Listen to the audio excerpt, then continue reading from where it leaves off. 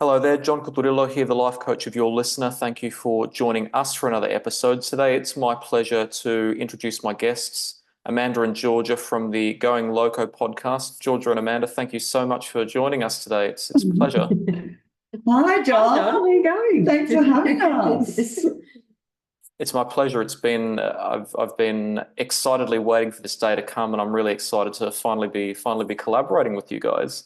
Yeah, us too. I'm really excited to be discussing with you guys today the rationale behind why you structure and deliver your message the way you do, and the source of it and how it's worked for you. Would you like to introduce yourselves and your life experiences and how you guys came to meet and start the podcast? Absolutely. All right, Georgia, you go first. All right. Well, hi guys, my name's Georgia, and I have bipolar 1. And I initially met Amanda through book club. That's how we met, isn't it? Yeah, we're in the same book club. And then I'll let you introduce yourself. Yeah. So I'm Amanda, and I have depression, the boring one of our two mental health conditions. And yes, we met at book club. We've got lots and lots of mutual friends. Yeah, we do. What happens at book club stays at book club, though. But I think the idea for the podcast was, I think I got in contact with you to know when you're in Bali. Yeah, I don't like winter, so I just go off to Bali every winter. Yeah. From sunny, well, it's not sunny in Melbourne in July. I run away and I send Georgia a link to a podcast about having a mental health condition. And Georgia just happened to be manic at the time. So she got this great idea, which is what you do when you're manic, right, Georgia? Yeah, lots of ideas. Let's start a podcast. Absolutely. And me, because I have no boundaries and I think everything's a good idea, said, of course I want to do that. Absolutely. How hard could it be? It's hard, guys. It's hard. Very hard. Kudos to John for doing it. Like spending the $200 on firewood. Oh, yeah. Yeah. Absolutely. It's cheaper than electricity, apparently. But that's where the idea that was the germination of Going Loco. But it took us a while, I mean, I guess, to get it to air, didn't it? It did, just to find our way and what we wanted to say and how we wanted to say it, I guess. Yeah. Because we do have the same sense of humour. Yes. So we really wanted to approach mental health through humour, because it really is it's an accessible way, it's an entertaining way to approach what can be sometimes, often mental health is approached in a really somber, sincere, sort of earnest way, which can be a bit off-putting. I find it a bit off-putting. Yeah, we found the experience isolating. So Georgia and I actually relate to one another because we were able to have a conversation about, I guess, one of the first conversations we had, which cut through some of the polite societal noise, I guess, is when my partner passed away and Georgia's experienced a lot of death in her life as well. And we saw each other at a party, and she said, I just can't believe you're outside the house. Like, that's not how I dealt with death. And we kind of had a bit of a dark laugh over it. Yeah.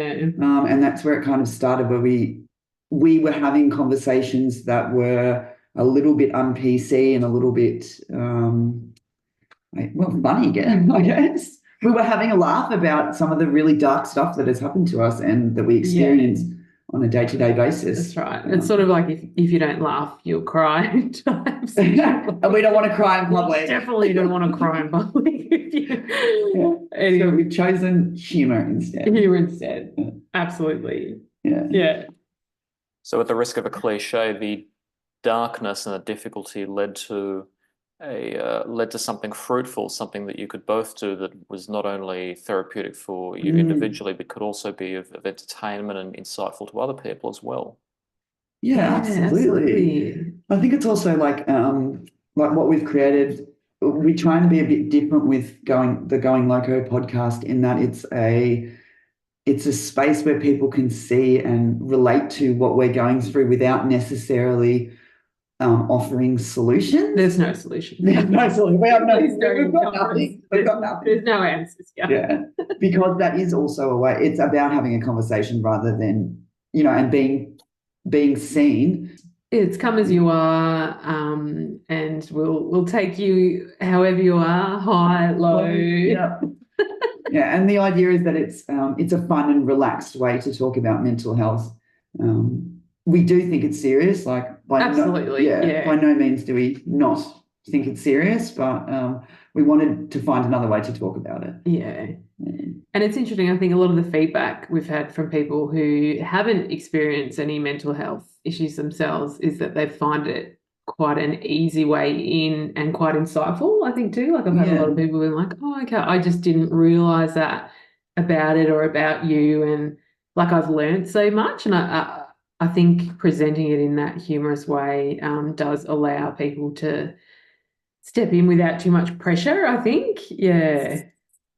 Yeah, I think with the you know, there is a lot of emphasis on that lived experience at the moment, and you're not allowed to talk about it unless you have lived experience, which even though we definitely are coming from a lived experience point of view, we don't want the conversation to be isolating, because it's isolating enough having a mental health illness, like with the stigma. And God, Georgia basically she didn't force me into it, dragged me into the podcast, and I had just to actually have to say that I have depression out loud was a big step for me, and I spiraled pretty badly when we actually released the first episode. It just wanted to hide. You actually went MIA. You're in Bali, and I was like, there's a few days where I was like, Amanda, it was just like, nah, can't deal with this because radio silent. Because I was so afraid. You know, I just felt so vulnerable. Which I totally get. And I just kept dragging you on. Every fortnight we do this. Every week we get together, we talk. I think we've got better. I think, initially I think they call it a vulnerability hangover. Where we initially recorded some episodes going in depth into our kind of story and ended up not releasing them because the vulnerability hangover was disgusting. And also when you put your whole journey together, it's quite confronting it can be really unpleasant having a mental health, just for the record, in case you didn't know. I mean, not to say, do you still have times where you feel like it's a bit exposing? I definitely do. Oh yeah, because I've just recently got on the dating apps and people are like, oh, you do a podcast, what's it about? I was like, nothing, it's about nothing. Nothing to see, nothing to see here. You mean it's like Seinfeld?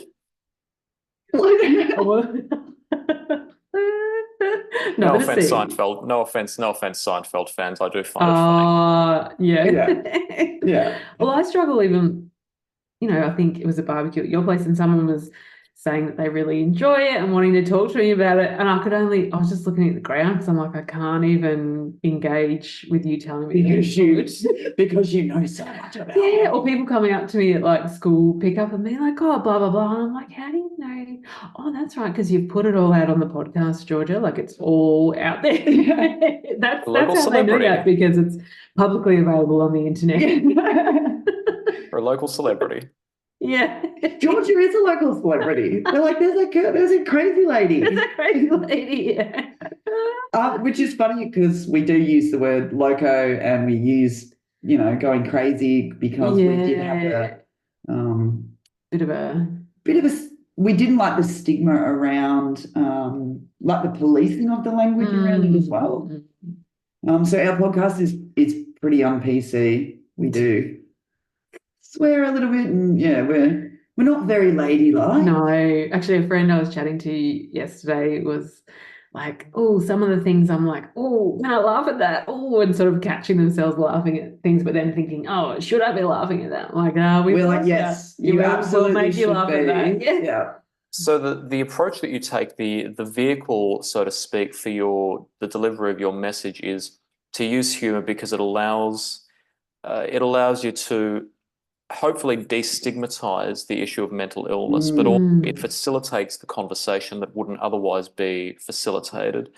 And it makes difficult topics more accessible to discuss for those who may have trouble discussing it. And it also, it can have those effects of both people who have the lived experience and might feel isolated, or for people who maybe don't have the lived experience and who might feel awkward or unsure about approaching that type of discussion. So it sounds as though you found a a really effective vehicle in the form of humor and a healthy dose of irreverence to carry that message. Yes, definitely a reference. We're a bit unusual in the mental health space because of our approach. Because I do think people think, if you say that you have had, thoughts of suicide or something, like there is often a lot of panic around that. And obviously, sometimes there is a time to panic when not panic, get someone to, that you need to seek professional help. But there are other times where I just want to be able to say it without, because that is part of my experience. That is part of and my world. Not have the panic, just have I feel like that. I've had days like that too, and just that's where it goes. That you've just got the understanding, not the the panic around it. Because I guess that's being, like we were talking about, we'd have conversations with you, John, about being, seen when we're seeking professional help, or even just seen in general, I think. It sounds as though whenever we discuss these topics in a somber or overly serious way, it essentially reinforces to both ourselves and the listeners that these are topics that have a particular negative connotation to them, and perhaps that by continuing to do it that way, we might actually be reinforcing the negative feelings that people have around it. Maybe it might even be limiting people from speaking about it. It might be isolating them or discouraging them. Maybe humor helps people to see that there's a reason to discuss it. It could even work similarly to empathy, where if you have humor and I have humor, then it connects us. Absolutely, because that connection is so important, and humor is the quickest way. And I think humor is also like the best humor is to like kind of touch the dark void and then kind of come back from it. That makes sense. Like you kind of get to the point of uncomfortableness and then crack a joke. So we've got the information. We know like there is some hard thing going on underneath that, but the humor cuts across that and gives relief. So you're kind of edging up to the topic and allowing us all to sit in that space, and then humor lets us release the pressure. Because it is a hard topic. It can be a hard topic. Absolutely. I'm curious about the experiences that you've had also with some of the aspects of that approach, particularly in the realm of language policing. I know that this is an important issue for you, especially considering the approach. I'm wondering if you've had any personal experience of people perhaps objecting to the use of certain language, or even any experiences that have led you to understand that language should be used more freely.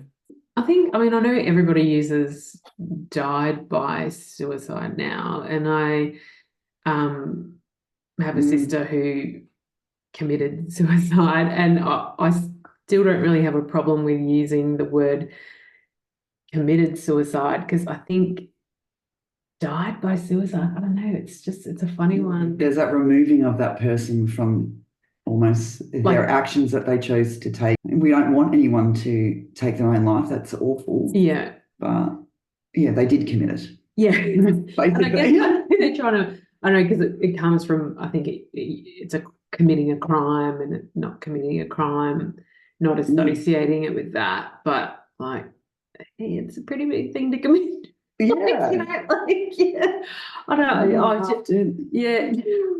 Can't half commit. But I just find died by suicide as a strange one, but I know that everybody uses it now. Yeah.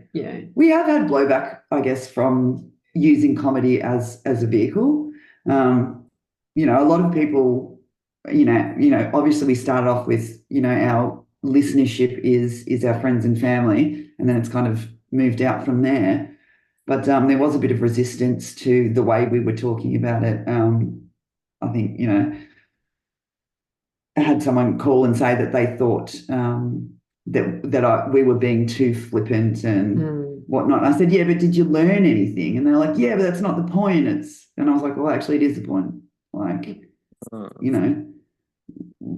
like I can't say it, This is the only way this is the only way I can This say is the only it. way I can talk about it. And if I can't talk about it like this, I'm not talking about it. So Yeah. let me talk about my experience in the way that I want to. Yeah. Yeah. And I think we're also with the policing of language around mental health. You're allowed to discuss your story about mental health, but here are the things that, what are the things that you have to leave out, Georgia? I think it's like anything that's going to trigger something. So any like medication, you can't talk about medication, you can't talk about self-harm, you can't talk about like like you basically there was this guide, wasn't there?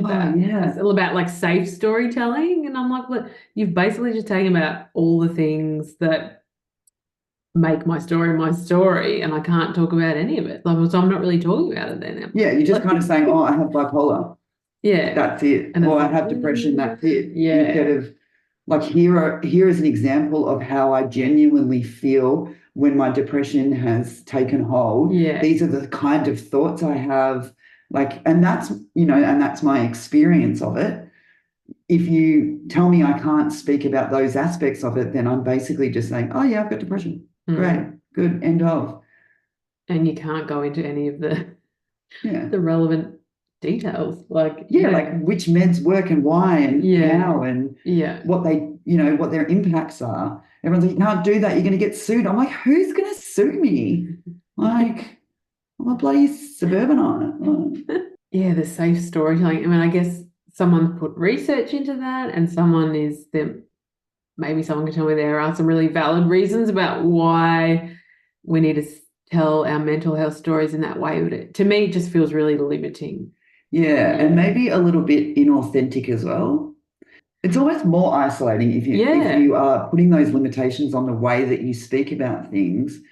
Then it's basically saying, as long as you fit into this box. And I was like, I don't fit into this box. Like, clearly I don't, because, the only things that I'm seeing reflected back at me are, inverted commas, normal people. Yeah.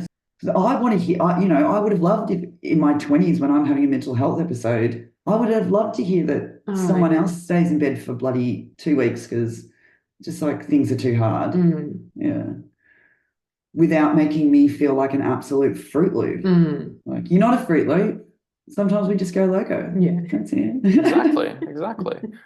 It seems as though the individuals who might be making these claims are placing a lot of responsibility on other individuals who may have even had similar experiences. Maybe a lot of these people have experiences of having mental illness, maybe even similar to yours, and maybe it seems rather contradictory of them to place responsibility for that on you when if you were to ask them deep down, they'd say, well, I wish mental health was destigmatized. I wish that I didn't have to fear other people's bigotry. And what you're trying to do is show people that we deserve respect and we're able to communicate in earnest and humorously if we're doing it in earnest, if we're doing it sincerely rather than to denigrate. Yeah, absolutely. Yeah, absolutely. Yeah. It's quite a strong claim to say, because you did this, this happened. Cause and effect claims are very strong and require very solid evidence. And I don't think any social scientist could listen to your podcast and say, I can discern that Georgia and Amanda's words caused somebody else to commit suicide. I sincerely doubt that. It's not, there's too much complexity to make a cause and effect claim just based on that. Yeah, that you should be talking about things in a different way so that in case you trigger someone else, we're a bit anti-trigger warning as well. Yeah. And I think you've done an episode about this, John. I think unless you are exposed to something, you can't work through it, I guess. Like, how can I know if I'm triggered? Like, unless I'm triggered. Like, it's like with that CBT saying that these thoughts are, the theory is that you start with this thought and it's a wrong thought, so you try and question that thought. But sometimes that thought is a valid thought. But how do you know if the thought is valid unless you test it? Absolutely. And also, how do I know my experience of the world is valid unless I'm having my world explained back to me in terms that are not vague, they're not being careful, they're not like, I want you to actually, but tell me. People are like, oh, I've experienced, a bit of depression. I'm like, what did that look like? Like, let's go into specifics here. Like, what, A, B, C, and D, like, how does that actually affect you. And please do it in a funny way, because that's going to make me feel less confrontational about it. That's fair. That's fair. Obviously, it's a way. Humor is a way to control the conversation as well. Control the shame. The shame around. Yeah. You know, that comes with mental health because it is a stigmatized thing. Absolutely. Yeah. But if we call ourselves crazy first, we're contrling the conversation. You can say Taking it. back the power. Yeah. Absolutely. Do you find that? Do you think it's being destigmatized? What do you think about the approach of humour to destigmatize mental health conversations, John? I think it's highly effective. I think there are multiple sides to it. I think the way that you guys approach it is highly effective and sincere. I think the only manifestations of it that I would say are ineffective would be when people use it to denigrate. Absolutely. Because that literally, I think Georgia and I have talked about this multiple times, that just being othered and and the isolation of having a mental health disorder is probably the worst thing about it. It still happens. I mean, the other manifestation of humor might be when people put down themselves, and that's an approach that I don't think is particularly effective because it doesn't achieve anything. But when you're using it, but I think what you guys are doing is using it as a deliberate way of destigmatizing and encouraging people to talk about it, and that is highly effective because because the stigma is abating in some ways. But with language policing, we're creating a barrier to destigmatization because language is how we think. So if you speak in plain, honest language, people are more likely to understand the reality of the situation. If you try to censor language, people aren't going to realize exactly how serious the issue is. And they're not going to think they're not going to know that it needs to be addressed. So how are we all going to partake in the solution if we don't know there's a problem? Absolutely. Or what it looks like on a real base, like really look like. Yeah. Oh, I love that. Exactly. It was quite a process, to get there. I think, wasn't it? Like, I certainly had a few anxious nights of thinking, is this a good idea? Yeah, I'm still like that. Is this really what you want to be? Yeah, put down into the world. So I guess there are a lot of, I guess you are putting out into the world for every future employer or right. It has been lovely because we've had people reach out and be like, oh, I'm finding it really refreshing the way that you talk about it, and sharing their own personal stories on a one-on-one basis as well, like a private message, just being like totally related to what you said then.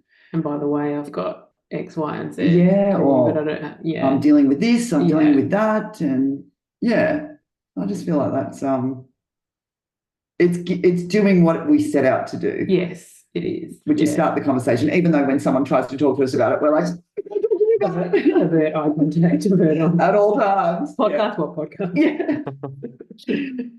But I think, that ability to come as you are is so important because, you just don't know where you might be on any given day, week or month, and to be able to turn up. And we've certainly learned that about ourselves, haven't we? Absolutely. Yeah. Sometimes you're there. Yeah. Sometimes the body is there, but the brain is not. Yeah, definitely.